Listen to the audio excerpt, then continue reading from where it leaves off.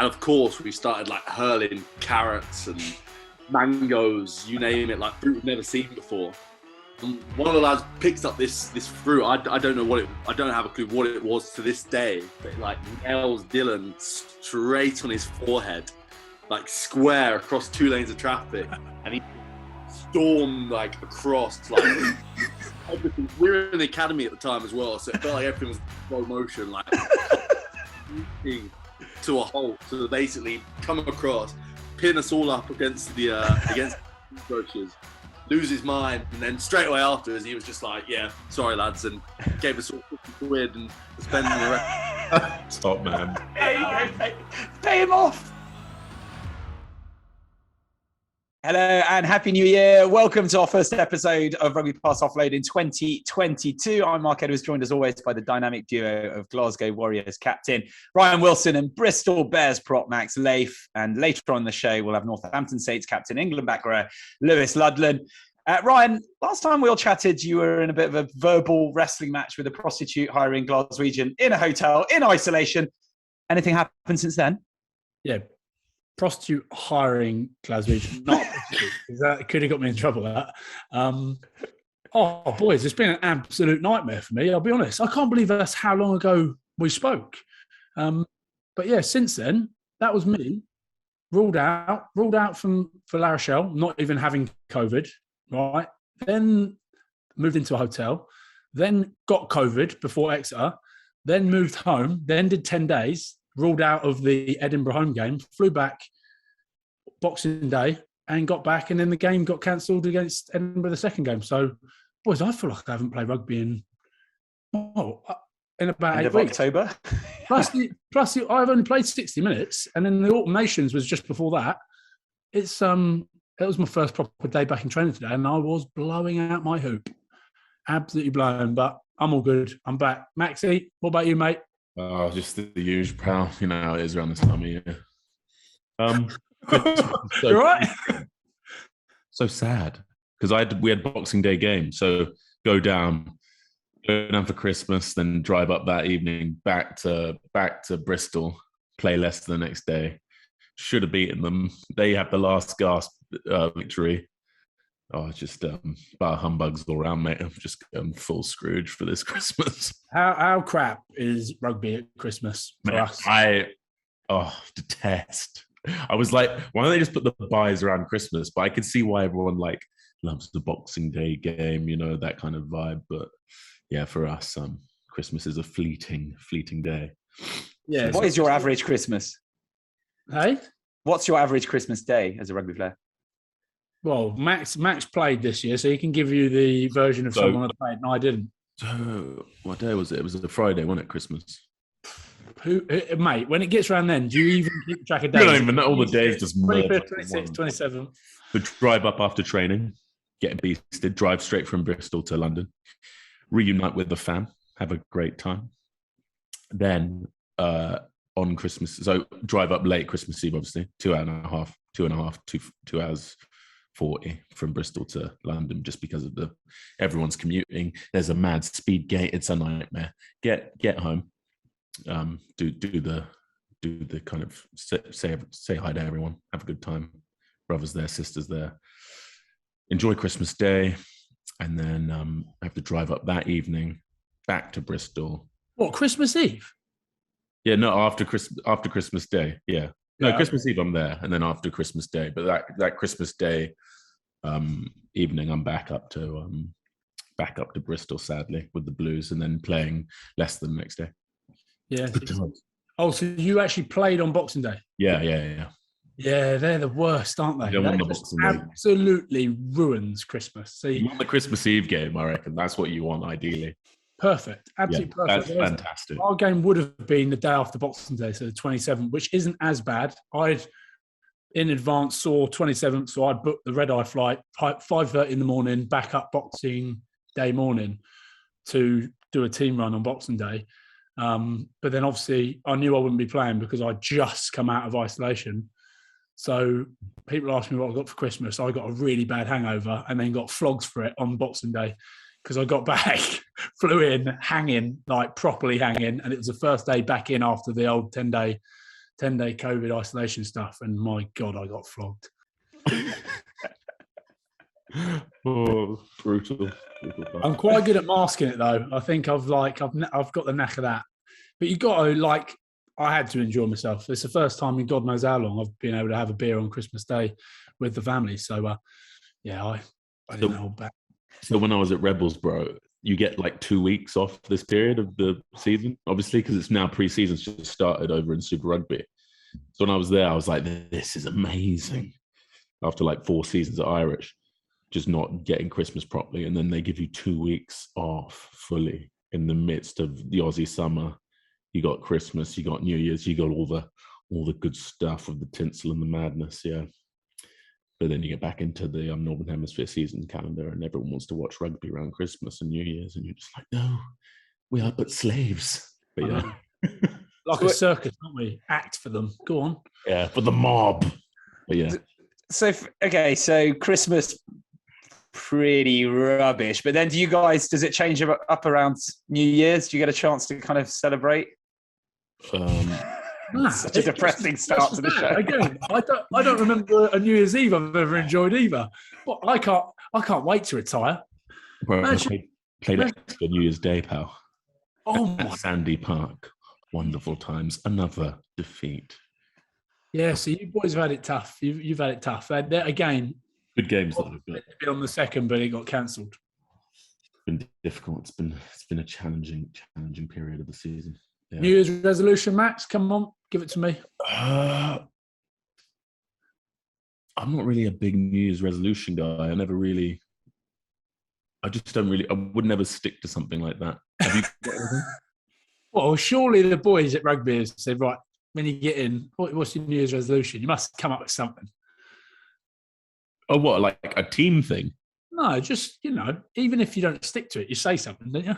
No, we don't have anything like that.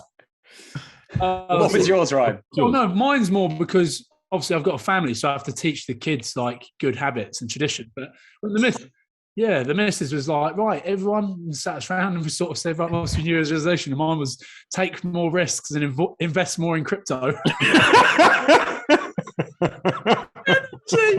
She looked at me like shit. She was like, are you joking? I was like, do a nice deed every day.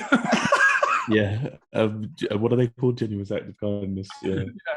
Yeah. So that's the act of kindness is probably one of them, but random acts of kindness. Yeah. That's nice, actually. I reckon one thing I'd do would be spend less. Have you ever looked at how much screen time you get? Oh, that freaks me out, man. Sometimes I look, I'm like, oh my God. Sometimes it's 8 hours and you're just like, what has happened? Again, Max, you don't have kids, so mine's slightly limited. Me and Mark will be in the same boat here. The only time I get a proper use of my phone is when I go to the toilet. Mark, it takes so long on the shitter now. So long. Just hiding from your life. Just rocking back and forth. There's nothing like it. Honestly, you get in there, you can lock the door and no one should really disturb you. 20 minutes goes by, then obviously they start asking questions. The kids just come and turn the light off on purpose now. Have you got hemorrhoids? Yeah. Still going. Now that's another one. I need to be on my phone less, but yeah, it's good for the kids to have something like that. But I don't think she was that happy when I said take more risks and invest. Take more risks, kids. Take more risks. That's the crypto. On the NFT property ladder. Seeing as it's a new year, new chance to throw out some big calls for 2022. Can I get an outrageous prediction you think might come true, and perhaps a safe one that you're pretty sure of? Yeah, go on, Max. Fire away. Leicester go for a perfect regular season, then lose in the playoff. Wait, is that your one you're pretty sure of, or is that outrageous? Because how outrageous is that? I think that's pretty outrageous. Can you imagine that? That's outrageous. Well, but they don't lose a game. They don't lose a game. What? What, that you're saying they won't lose a game all season? In the regular games until the playoffs. And then go out and then they lose because of the emotional build-up of having an undefeated season. Well, listen, we're almost halfway. So they'd have to win another. Yeah, we're almost halfway now. That's still an incredible achievement. I don't even think I can't even remember a team in the Prem that's had an undefeated regular season. Yeah, so I'll go. My most out there would be Bath winning the game. So we've gone opposite sides. Oh no, That's sad. That's sad. But mate, they're 10-0. I don't think they're going to win the game. How bad would that be? And then maybe someone goes, actually, they should be relegated for that. So get rid of them. Oh, maybe they do like what is it when you wear pot black or whatever, and if you don't actually manage to pot anything, you've got to run around the table with your trousers down. They have to do the same thing. They just relegate Bath, or they play a game with no pants. Or just brainstorming that one. Yeah, I'm just looking. Yeah, 11. Bloody hell! I reckon Leicester could do that. I reckon that's a possible thing. Leicester do the whole season without losing. Like they just grind them out, don't they? And you boys were close to doing them. It was an absolute soul-stealing defeat, that one, bro. Just Dolly gets the ball, feeds and last minute, like overtime. Oh, sadness, deep sadness. I've watched it back a couple of times now, but that Pietà moment, everyone's saying that was the right thing from your perspective. Right at the death, when he tries to keep the ball in play and then it goes forward. Everything kind of. That is the right. Yeah, that's the right thing. I wouldn't have done it. In his shoes, I would have done it differently, but then I'm never in his shoes. Shoes full of money. Oh man, tough game. But I'd say it was the real deal. Is we've already sung his praises, but Stewart, like we were peppering him, and he was just marking everything, taking everything. Class, absolute class player. We just, whilst we're on the continuing a little bit more on that, on not to keep rubbing salt into the wounds, Max, but talk us through your main takeaways from losing it. Really, the clock well in the red against a previously unbeaten Tigers, who really you had it snatched away from you at the death. Yeah, man. It just comes down to a bit of like a bit better time management, like clock management. I mean, but in fairness to Tigers, they were just resolute, weren't they? They were just there the whole time in front of us, stayed in the game to the off the clock moment and got it done. Like, and that's the sort of pedigree they're sort of displaying at the moment all season long. So fair play to them. Like, really good resolve. But I felt like we were definitely the dominant team that day. So in that regard, it's even more sort of soul destroying the nature of the defeat. Is there an element there when you're playing them that they threw in some Fergie time, if you will, and where you guys felt like you were going to win that, or was there the thinking behind it could happen to us? I don't think so. No, I think like psychologically we were on top. Like if I was like looking at the collisions of the game and stuff, and those sort of physical barometers, especially in the pack wise, that's how it seemed to me in regards to the whole of the contest. It's just that I always find like when a team's culture is like that addicted to winning, they're just so much more difficult to put away. There's something irresistible about a team when they're on that kind of run of form. It was like us, like sort of last season. Sometimes we'd come away from games where we might not have deserved a victory. Like we had a few victories that were very, very like hell-skelter, very fine margins. But because we were so sort of used to that sort of winning feeling, it would just manifest itself. As weird, and it's like the Matrix. It's all a simulation. But yeah, that's sort of how I feel about these things sometimes. Yeah, Max, was your old mate Ellis Genge, what was he like? Because he had to be tactical. He couldn't be. It was some funny chants. He's coming up. Coming. Yeah, geez, coming up. Like the whole of Ashton Gate, but it was nutty, man. I was like, oh, this is so awkward. Like they were screaming it. Oh, they're buzzing for him. Was he like smart about it, or was he fully like I'm a Leicester player until I come out there? No, he's a Leicester. He was fully Tigers. Yeah, him and George were like fully committed. Obviously, him and George are both high-profile transfers for them, but they were both on top form. Like, and Genge and Singh were just flying into each other. Didn't they have a bit of a ruck? There was a tiny bit of handbags, wasn't there? Yeah, it was kicking off. I think those two just love to try and get something out of each other. You know, the two hard men, the two divas of Premiership fordery. They love it. Don't they? So there's some kind of alpha contest always with those two. But it's always good fun to watch, and I think that was sort of a contest. That was sort of a facet of entertainment within the game itself. So yeah, it was good fun. It's always funny watching that sort of stuff go down. Quick one on your match against Exeter. Again, sadly missing out. Yeah, another one, but yeah, tough game as well. I think in that regard, I think Exeter were a bit of a better team. But we were in that contest the whole way through, sort of had a late fight back, could have got it done. But the men in black were superior that day. Man, I'll tell you who was class. Dave Ewers, man. My God, they should study that man's thoracic. He's like a human tortoise. Have you seen that thing? It's getting bigger as he's getting older, mate. I've never seen that much tissue on a man's like thoracic. And he's like a back rower as well, but he's built like a megatherium.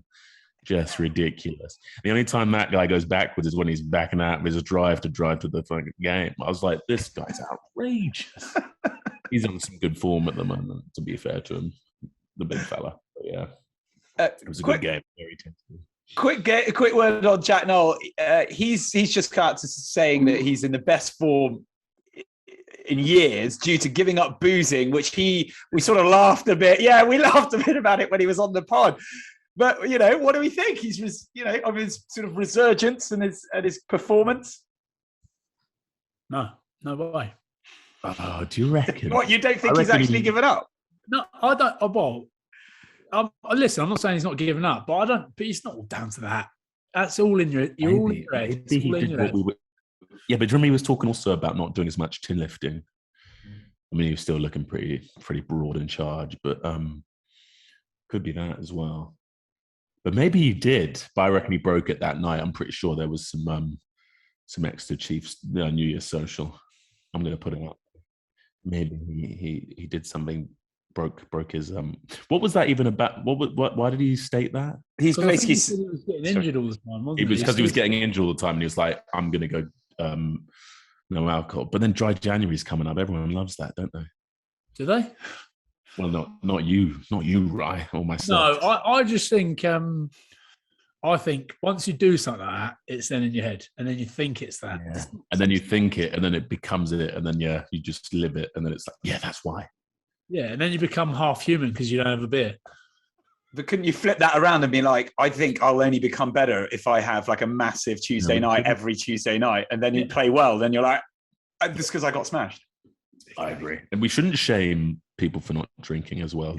Alcohol is an absolute world-ending drug. Poison. But okay, we've ticked all of those boxes. Delighted to be joined on the show by Northampton Saints captain and England back rower Lewis Ludlam. Lewis, how are you? Yeah, thank you very much for having me. I'm good, thank you. Very good. First thing I've got to ask you, obviously, New Year's resolution, because no one here seems to have them. Oh, that's a tough one. I make New Year's resolutions every year, and then week in, I lose focus on them anyway. So well, that's what they're for. They're there to be. I know. Yes, I think just small habits this year, trying to change little small things and then see where I go with them, rather than making list of 5 or 6 and then not getting anywhere. I went with less screen time. Oh, that's always one, isn't it? I've heard yours should be more surfing. More surfing, definitely more surfing this year. I'm trying to get myself a camper van actually, for some away trips. Just getting a camper van when we've lost, and I need to get away from the world and surf for a couple of days. You're right, mate. I've got a double-decker bus you can buy if you want. And some chickens. The chickens are gone. But I'm telling you, this double-decker bus You rip this out, you could kit it out as an unbelievable camper van. I've got 4 kids, so I needed the space, but I worked out it does like 10 miles to the gallon, so it wouldn't be very good to take anywhere. Yeah, perfect. Yeah, it's just me. I think I'll go for something a little smaller, maybe.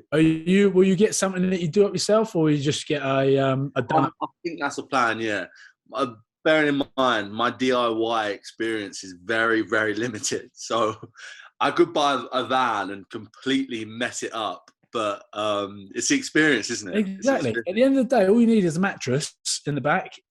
Exactly. Yeah. A shag wagon. It's not creepy at all. Just luring people to your van.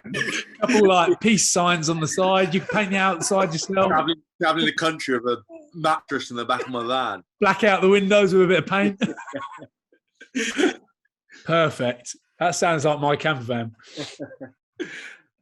Lewis, we've just been running through a couple of the games from post Christmas and breaking those down, and talking to Max about some of their losses as well. Unfortunately, Ryan he's basically had 1 game since October, so he's absolutely fine. But let's have a quick one with you on Saracens' sort of proper game of 2 halves, honours even at half time. You feeling like you probably dominated that game up to that point, and then sort of blown away, losing 30-6. How disappointing was that second half performance? Oh yeah, like got in really, especially off that first half. We sort of came in at half time. It's one of those where you're like, hang on a minute, we feel pretty good there. Like, so maybe surprised ourselves a little bit. Didn't expect to be on top that much against those guys, and then came out second half and never really got control back. So against those guys, like you give them like an inch and they take a mile, and we never really gained control back with the game. So yeah, really disappointing one for us. Gave them way too many opportunities, but that's been us the last sort of 3 or 4 games now against some quality sides. You sort of, like I say, give them an inch and they sort of take a mile. You guys had been going so well under your leadership in the season. Then there was that hammering at the hands of Racing, and then, as you said, 4 defeats on the bounce. What has been going wrong of late?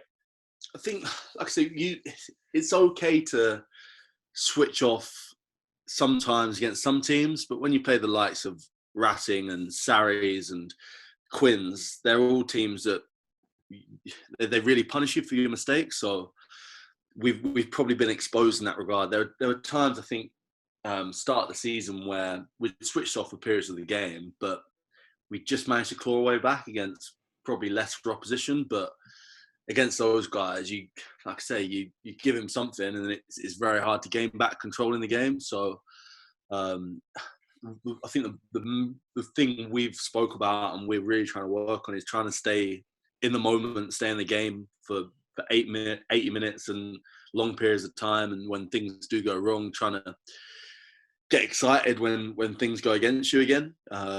Sort of like that bring it on mentality, which I think we've probably been lacking a little bit the last few games against some really good opposition. The Quins, I reckon, when you watch them, they lure people into like a false sense of security. It's like they don't really bother defending. They let teams score, and you think, here we are, we're on top here, and then suddenly they just score 2. Do you reckon defence is optional for them boys? Because it's just loose as anything, isn't it? And when you play teams like that, you suddenly score against them, you think, we're all right here, and then they get a couple, and then you score 1, then they get a couple more. They just it's a weird way they're operating. When your attack is so good like that, you can you've always got someone to fall back on. Yeah. Like I said, that a lot of time in that game for long periods, we felt massively in control against them. And then just out of nowhere, they make something happen, and then it happens again. And before you know it, it's a completely different game because what was a 2-point ball game turns into a 10-point ball game, and you're chasing the game. That changes everything, the way you play. And before you know it, you've obviously got to take more risks, and it opens yourself up even more, and they get even more of a roll on. So yeah, it's crazy. It's nice that they can sort of hang their hat on them, always been able to sort of conjure points out of anywhere. What's your view on Ellis Genge leaving Leicester as a sort of fellow skipper? Yeah, it's tough for Genge because he's a Bristol boy, isn't he? And I think him with his little Baba now and his missus from over that way as well, I think he's always sort of wanted to come home. Obviously not ideal with like the social media stuff being released early, but I think that's the nature of professional sport now. So much of it is driven by social media and clicks and promotion. So he was probably caught amongst it, but you can't blame Genge for wanting to go home and go back to his childhood club down at Bristol. And I know he'll be missed down at Leicester. He's well regarded. So I've got no doubt for him. He'll put everything, chuck himself about for this season. He won't be signing off until that very last day. Well, what happened there then? Because I went into COVID lockdown and just completely switched off from the world, to be honest. What happened there? Did something get released early, did it? Or Not quite. I you go, Lewis. Yeah. I don't know the ins and outs of it, but there was a sort of a video of him sort of shaking hands with Pat Lam, giving I did see that. the bro shake. I did see that. So the story was I think he was told that was going to be released in the summer or whatever, but they released it while he's still was not at Leicester, which is not really? real. That's bad, eh? That's essentially what happened. I did see that. That was very, very Bristol, very, very suave, but football-esque. Yeah, that was interesting stuff. Like, we're gonna start getting pictures of people with the old pen, like. You know what I mean? We're going the way of football. Yeah. Look at me, keep holding me. What is that? Is that Jasmine pen up there? Yeah, that I did see that actually. I can't remember when I saw it, but you reckon? So we think that got released a bit too early than it was meant to. Yeah. Max has got the intel. Come on, Max. No, right. That's exactly. He's nailed that. Yeah, Lewis is right. That's what's happened. I think that's what's riled everyone up at Leicester. Yeah, because obviously he's the captain at the time, and then it's a bit sensitive. I don't think they ever really wanted to see the back of him. They love him down there. It's a big call when they're doing something when you're captain. It is a big old move, isn't it? But like you said, family comes first, and there would have been an overriding, emotion that got him to go down there. And like you said, if he's born and raised Bristol boy, what were they singing, Max? Yeah, mate, he's a big time Bristol patriot. Yeah, he's got West tattooed on his toes and stuff. He's fully about it. It's part of his DNA. You can't blame him about it. What's it like when a captain actually leaves? What are the rest of the squad? What's the sentiment? Is because there's probably a bit of a weird feeling in the squad. It always depends on the circumstances, doesn't it? But yeah, I think a personality like that will be sorely missed. But I think there'll also be some compassion and empathy, and I think most of those Leicester boys are going to understand the convictions for why he left. Do you know what I mean? That's what I reckon in that regard. They can't hold it against him if he goes and wins the league for them either. Yeah, that'll be his sign off. That'd be quite nice, eh? Let's take a quick journey into the wonderful mind of Max with Max's book club. Lewis, I don't know if you've seen or heard this before. It's pretty simple. Max reads a passage from a player's autobiography, and yourself and Ryan have to guess who wrote it. Righto, chaps, here we go. A bouncer is pressing my face against the floor in the centre of Cardiff, and his mate has positioned himself right in the middle of my bag. There are a few different ways this could have gone, but I find a moment of clarity, even after a pint or 10. The voice in my head is telling me one thing and one thing only. Do not react. The only thing that would have been achieved is to escalate what I deem to be a relatively minor incident into something far worse. I managed to turn my head, scraping it across the floor. As I look up, I find myself staring into a camera lens. Great. Now I'm starting to realize that the situation is taking a sinister turn for the worst. I know those pictures are not going to look good.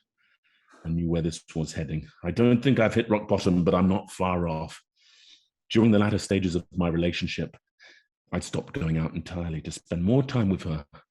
And now I was more than happy to celebrate some much needed good news. Plus, there was no rugby going on at that particular moment, and I was in the middle of having some time off. So into the city I went with one of my good mates. It was nothing too wild, but we enjoyed ourselves. At the end of the night, like a lot of other people, I fancied some food to take home with me. So along with my mate, I headed to McDonald's.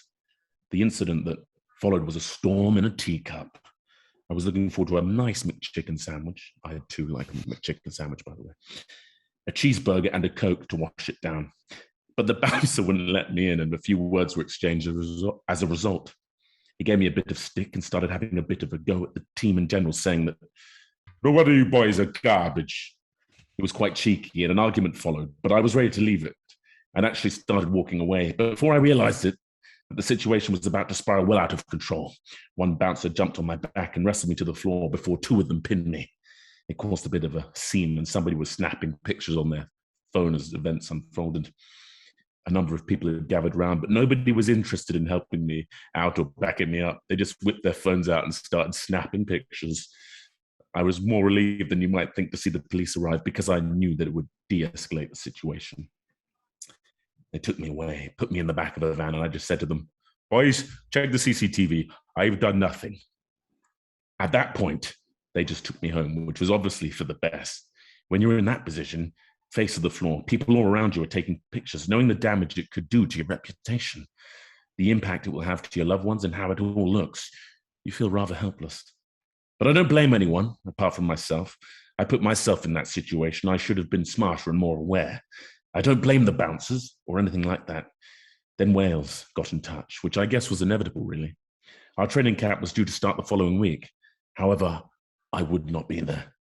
I got a message from our team manager to say that I was suspended from the squad for 2 weeks, and that was it.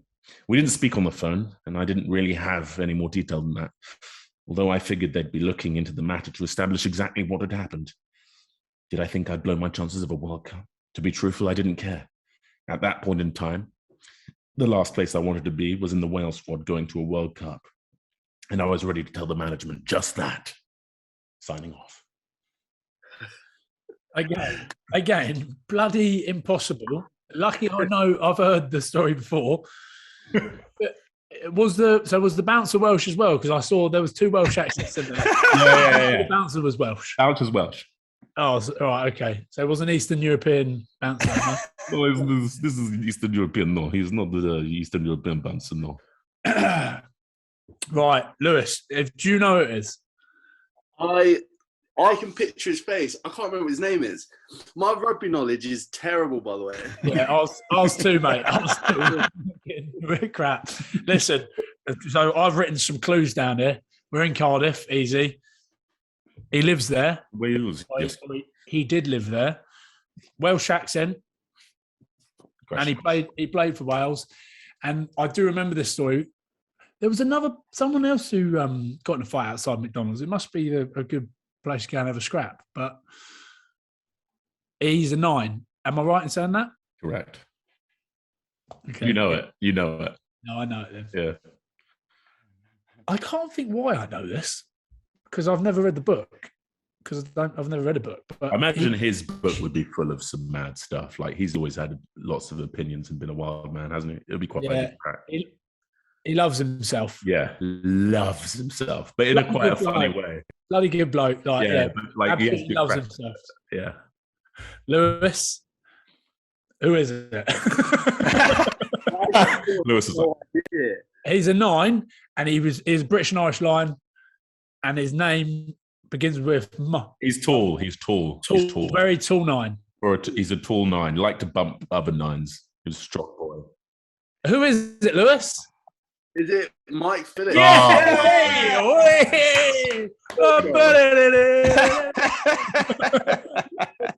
As long as Lewis, you obviously grew up a fan of the Saints. You played alongside Dylan Hartley, the man with more red cards than anyone. Is he the dirtiest player you've ever played alongside? Most misunderstood player I've ever played alongside. I'll say that.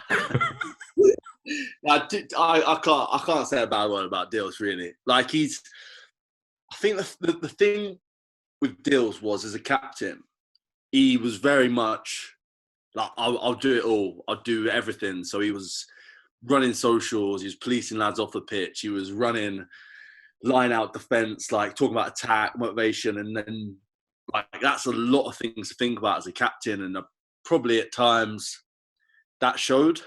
That probably boiled over a little bit. But in terms of leadership and the way he spoke to the boys and the way he drove standards, there's no one better than I've seen. Apparently, he did get a bit grumpy in training and on some socials. You got any spats that you witnessed that you want to let the boys know about? He did. But to be honest, afterwards he was always like fine. We did like there's basically this one street in Northampton. It's got like all of the bars on. Like, I'm not joking. There's no bars anywhere else. This street, it's got like 20 odd bars on, and it's like 2 lanes of traffic.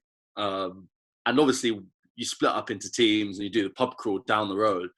And we've got pretty much the end of the road, and there's like one of those like European grocery markets, and we've like seen the other team across the road, 2 lanes of traffic. And of course we started like hurling carrots and mangoes, you name it, like fruit we've never seen before. And one of the lads picks up this fruit. I don't have a clue what it was to this day, but it like nails Dylan straight on his forehead, like square across 2 lanes of traffic, and he stormed like across like everything. We were in the academy at the time as well, so it felt like everything was in slow motion, like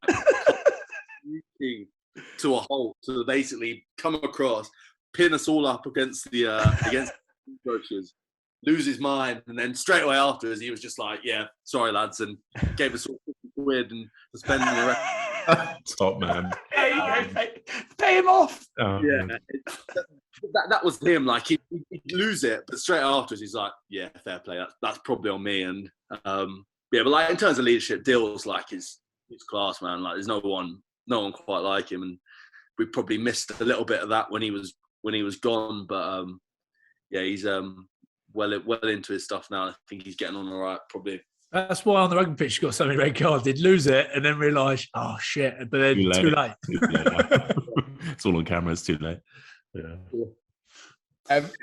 Right, let's run through with this a bit. Going back a little bit, you went to the wonderful public school, St Joseph's College, on a sports scholarship. How different and hard was it to adapt from Kesgrave High School to St Joseph's? Like, what were the main differences for you? Oh, like night and day.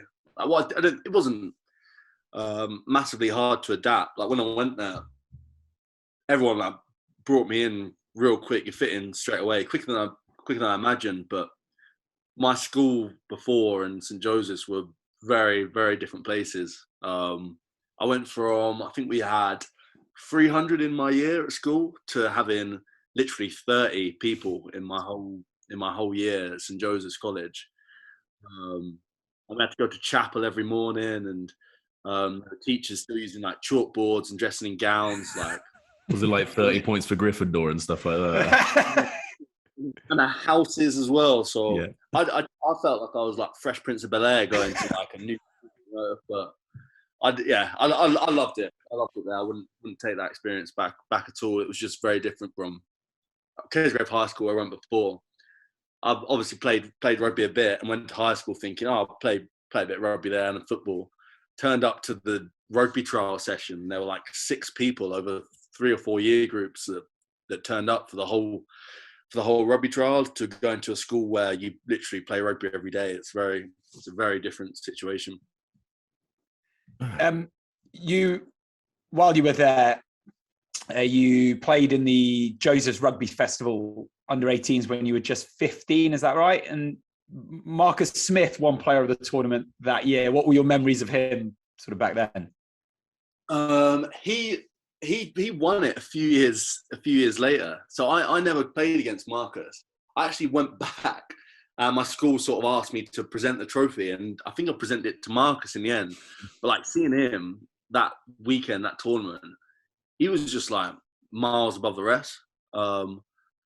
Without bigging him up too much, he was unbelievable. And then my experience of playing with him when he's been in camp, I think he came into one Saxons camp a year I was involved, and it was still pretty early days for him. And he came in at probably 19 years old, 20 years old, and was calling the shots against some guys who'd been there for years. So yeah, he's impressive, Marcus, and no shock that he's gone on to do what he has, really. You captained St Joseph's to success in the Joseph's Rugby Festival. Also, you won Roslyn Park, the National Sevens tournament. Big recollections from those tournaments? Yeah, I mean, it's strange. Like, you look back on those days then, and that was like the rugby tournament was like Premiership final, World Cup final for those boys. Like, it's when I joined in year 8 or year 9. You like watched the boys get presented their jerseys for the festival, and they sing hymns in front of the school. It's like it's a massive thing. So I think having that focus and like looking up to those boys playing the festival for ages and like getting them presented their festival shirts, like every boy in that school is literally like dreaming to play in the festival, and the whole school's there and all the girls there are watching. So you're like, I want to do well. Like, it's just they build up this whole occasion for 5-6 years while you're at the school. So it was, I think, brilliant to have that focus for me. You're only 26. You're in the form of your life. How come Eddie Jones hasn't been on the phone to you over the last year, or if he has been, what's he been saying? He's been talking, which is good. He just keeps saying to sort of truck away and make sure I'm very much improvement focused rather than outcome focused. I probably got lured into thinking about selection too much at times, and when you focus on that, you don't focus on improving, and you don't play your natural game, and got lured into that. But I'm not under no illusion that back row situation in England at the moment is unbelievable, with the likes of Curry, both Curry brothers, and Simo and Don Brandt and Underhill coming through, and everyone. It's a great, well, it's a blessing and a curse that there's so many good competition in the country. It keeps you pushing on, but at the same time, it's like there's some great players ahead of you as well. So yeah, I'm very much focused on Saints at the moment, and I think if you're performing at Saints, the rest, and it's cliche, but the rest looks after itself, doesn't it? Do you find it more frustrating or a challenge that you happen to be in an era where England have one of the strongest back rows that they've ever had? Yeah, I think it's challenging. It's definitely challenging, and it's easy to get frustrated at things, but there's always something you can do better to keep your focus on. And until I play the perfect game, which is basically never, there's no point getting frustrated about it. You just got to try and be better next week, and the week after, and the week after that. And at the end of the day, I'll find my level, if that's playing for Saints week in, week out, or whether that's potentially gaining more England caps. I'll find my level. I've just got to make sure there's no regrets around how much I've put into my career, and hope, making sure that for me, I give myself the best opportunity to go and perform. And if I haven't done that, then and I put everything into it, then fair play at the end of the day, and that's it, and that's my level. Sorry, Max, were you going to say something? I was going to ask him. Okay, you can't pick yourself, Louis, but who's your starting in the back row? I have to go Big Courts in there as my teammate. Oh yeah, of course you have to put him in. Tom Curry is unbelievable. Gets through a lot of work, and then to pick between Simo and Don Brandt at the moment is pretty much an impossible job. But yeah, like being in England and in camp, and being in that sort of back row cell group, and looking around, there's so much you can learn from all those boys. Like, everyone's taking parts of each other's game to sort of improve, and I guess that's a blessing of it, really. There's been a lot of recent articles about how crazy Eddie Jones is. We've also had a couple of people on here. We had Jack Knoll giving a story, I think, with Marlon Yard, which was very funny, and particularly about how Eddie Jones is in training and in camp. But any crazy encounters you've had with him or witnessed whilst you've been in camp? Yeah. God, where do I start?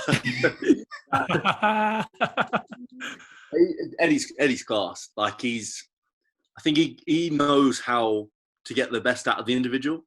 I've seen coaches before where it's very much a one rule fits everyone, and that he treats everyone the same. But with Eddie, it's like he knows how people are going to react to things. So I went into, I think it was my very first camp with Paul Hill. It's when I realised this. He sort of he took me aside, and it was like I knew it was a test immediately, and he sort of got these soapy balls and he's dipping them in soapy water and he's like kicking them pretty much as hard as he can at me. And he's saying like to catch him. And I've dropped like 3 or 4 on the bounce. Like it's my first one. And he's just said like, relax, mate. Like it's all good. Relax your hands, mate. I won't do his accent. I'll never talk to him again. He's sort of really encouraging. I'm like, this is not the Eddie I've like heard about, experienced, seen. And Paul Hill has just done scrums. He comes like waddling over and he's like, can I get involved? And he's like, yeah, get involved. And literally, he kicked this ball harder than he's ever kicked the ball at me. And Hilly's like dropped it and he's just gone, Hilly, what the fuck are you doing, mate? What's going on? And he's like, so we've done this drill and Hilly's dropped the next 3 and he's like obviously demoralised walking back. And then Eddie's like come over and he's all like nice again to Hilly.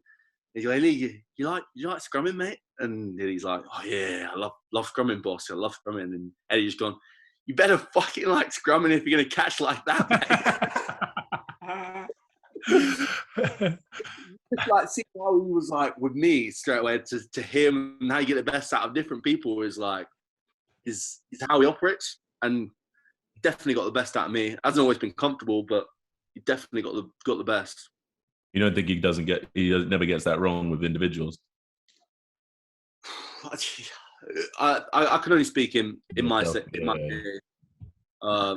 case. I feel like it's definitely got the best out of me. I probably let the pressure of it all get on top of me at times, and it made me work harder, definitely. But I probably went within myself in terms of what I was trying. But what he probably wanted from me was to work harder. So he probably got what he wanted, but. I can see it might not work for everyone. It is brutal. It's very honest, and some people will be better suited to different coaching styles. But I can definitely say for me, hasn't been comfortable, but it's definitely got the best out of me at times. Lewis, although you've always been a one-team man, you have been on loan at some pretty interesting places, mostly Coventry, Rotherham. Of those 3, which one had the most brutal initiation?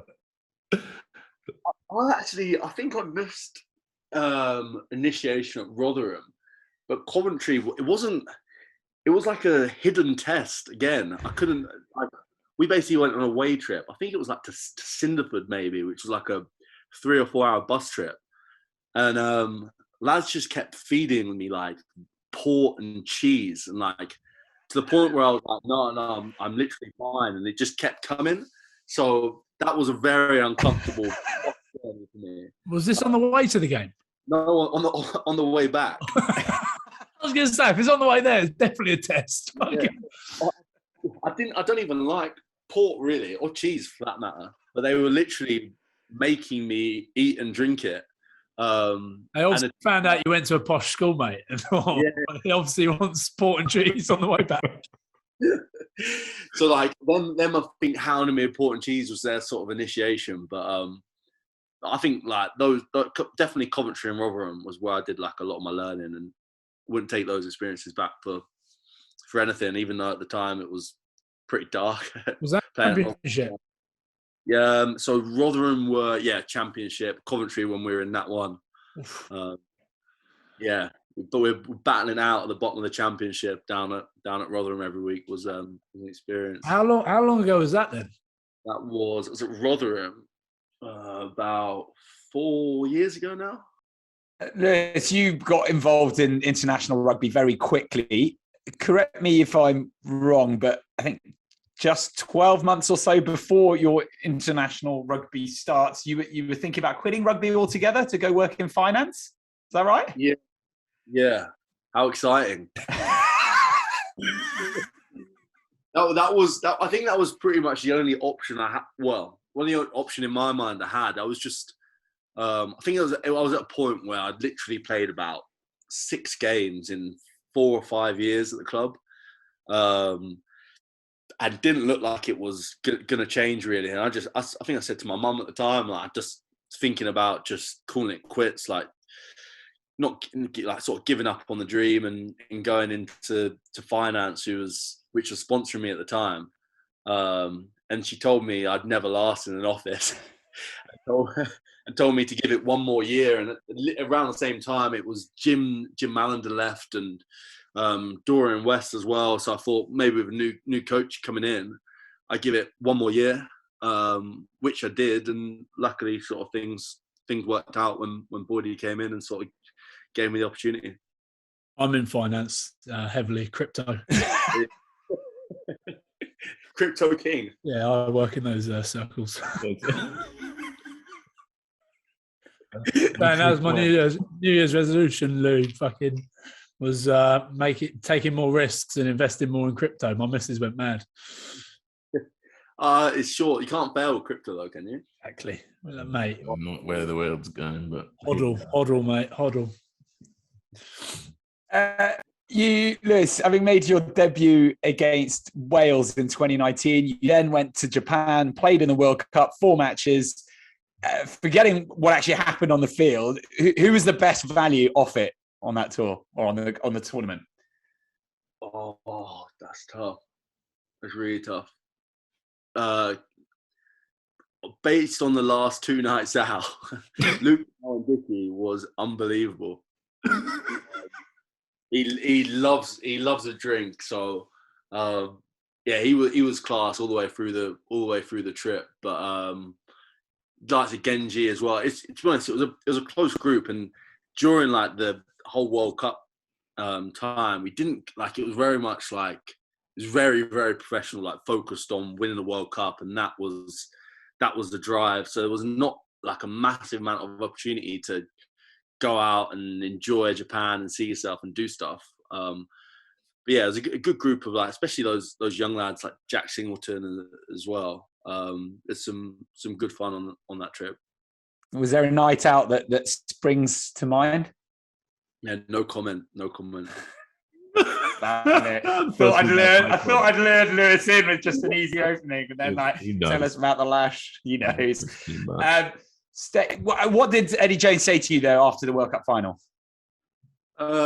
Just basically said you got a choice to make for yourself now, whether you're going to be the guy who sort of goes in as like a World Cup joker card and gets involved for 6-7 games, or whether you're going to go on to be someone who gets 20-30 caps. And that's a choice I've got to make. And if I'm willing to put the work in, then it's possible. And that's the way we sort of left that competition, really. Was that your first? That wasn't your first involvement with England, though, was it? It was. So I played in the summer stuff before, the Quilter Cup stuff, literally just before. But that whole World Cup, that campaign sort of like bit before as well, was the first time I'd been involved in the setup. I did Saxons a couple of weeks before that. I said I did Saxons. I went in and trained for the Saxons. I did none of the playing, but yeah, apart from that, that was probably my first involvement. Really. Yeah, that's pretty full on, eh? And that would have been, how old would you have been when you went? 20. I think it's 23 when I went in. And straight into a World Cup. That's pretty full on stuff, eh? Mate.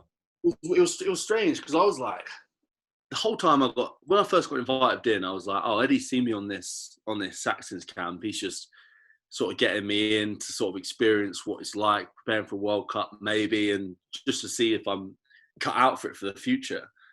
And then like the cuts started coming in, and then I played the first game. I was like, oh, he's just capping me just in case or whatever. So the whole time I was going through that World Cup stuff, I was like, oh, I'm not meant to be anyway. Like, I'm just going to enjoy it. Like, whatever happens, happens. And then before you know it, like, you're on the plane. And it was still like, when I got there, I was like, oh, well, I'm here as like to support the team, like traveling reserve maybe, or just like training numbers. Like, whatever happens, happens. Like, no skin off my teeth. Like, I wasn't meant to be here anyway. Just gonna enjoy it. And I think that probably worked in my favour, to be honest. Yeah, too right. Lewis, finally, as we kind of look forward to 2022 and beyond, what's your main ambition for the season? And also, as you look back, what's the proudest moment of your career so far? Like I said, I think the focus is like very much on Saints. I feel like if I'm focused on doing my job at the club, trying to balancing leading and putting in performance, improving as well, I think the rest sort of looks after itself. So very much trying to stay focused on like week on week, trying to be as present as possible. And then proudest moment in my career, probably that that debut against Wales, where, like I said, I wasn't really expecting to be involved on the back of a sort of a breakthrough season where I probably wasn't expected to be as involved as I was. So to sort of get to that point after potentially knowing that I could have been working in corporate world potentially was a really, really proud moment. Lewis, what were the memories from that incredible moment for your debut? Oh, I don't remember a massive amount about it. Not really concussion or anything. Just like, I think it's just all a bit of a blur. Like so I think on the Friday I was told I was meant to be. So I'm meant to be on the bench for travelling reserve, and I think Unders did his AC join in like a team run, and Eddie sort of said to me that I was going to be starting. So like, didn't really have much time to think about it. And then when you're there, you're just thinking about performing, and before you know it, like the game's finished and you're having a few drinks in the hotel afterwards. So I remember singing the anthem and then seeing my family afterwards. But apart from that, it feels like a blur. Apart from obviously seeing it back and seeing pictures of the occasion, it's quite hard to actually picture and remember what it felt like being there. You know. We've heard from a few England internationals about their initiation after their first cap. How did you fare after yours? You get through to the end of the night? I did, yeah, and I got through. I think I was left with George Cruz for my last drink. He was just chewing my ear off. But it was good. It was good. I think that's one of the best things about that whole setup is like that whole occasion. Everyone wanted to have a drink with you afterwards. Everyone wants to celebrate with you, and I think you learn a lot about those people. Like you're from different legions, different clubs, and then you come together and you're celebrating. Me making my debut in that occasion, seeing how happy everyone else was for me was sort of a moment of realization that like everyone's on the same page here, working towards the same thing. Sadly, that's all the time we've got left. As usual, do like and subscribe to the show. Thank you to Ryan, thank you to Max, and thank you to Lewis, and we'll see you all next week.